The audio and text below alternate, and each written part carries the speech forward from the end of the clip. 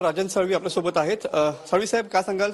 तुमच्या घरी एकाच ठिकाणी एकाच वेळेला एसीबीचे छापे पडलेले आहेत, काय सांगाल?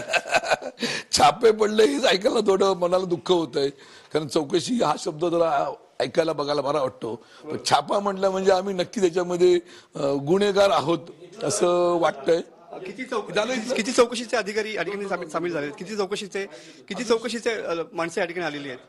साहेब लाईव्ह आहे. साहेब, किती चौकशीचे अधिकारी या ठिकाणी आलेले आहेत? माझ्या माहितीप्रमाणे माझ्या या मूळ घरी तेलियाळीमध्ये माझं जिथे राहतो त्या ठिकाणी, ते बाजूला भावाचं मोठं घर आहे त्या ठिकाणी, आणि माझ्या हॉटेलच्या इथे छोटंसं माझं हॉटेल आहे इथे, त्या हॉटेलच्या इथे. नेमकं काय असं काय तुम्हाला जी पूर्वकल्पना होती का? नेमकं काय सांगाल?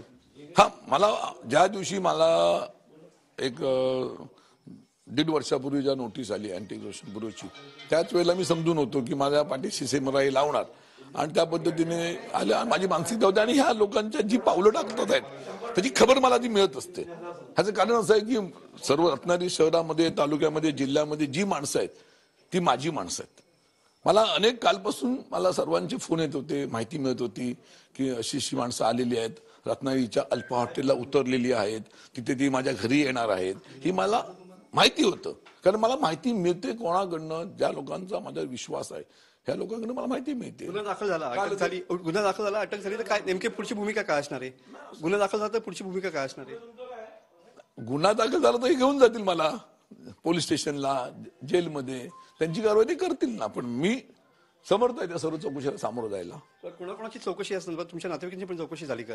अजूनही सुरुवात आता आहे, त्या नुकते आले, अजून मी त्यांच्याशी संवाद साधला, त्याच्या आधी तुम्ही पोचला तिथे. बरोबर आहे, पण नेमकं यामागचं कारण काय असू शकतं? काय वाटतं तुम्हाला? नाही, कारण एकच आहे ना, मी शिवसेना पक्षप्रमुख उद्धव ठाकरे साहेबांच्या गटामधला निष्ठावंत आमदार आहे. त्यामुळे मला तो त्रास द्यायचा त्यांचा प्रयत्न पहिल्या दिवसापासून होता, आज आहे, उद्या राहणार आहे. पण या चौकशीला वगैरे मी घाबरत नाही. चौकशीला या ठिकाणी कुठल्याही प्रकारे घाबरत नाही असं मत या ठिकाणी आमदार राजन साळवी यांनी व्यक्त केलेलं पाहायला मिळतंय. कॅमेरामन समित गजनेसह मी मनोज डेले, TV9 मराठी, रत्नागिरी.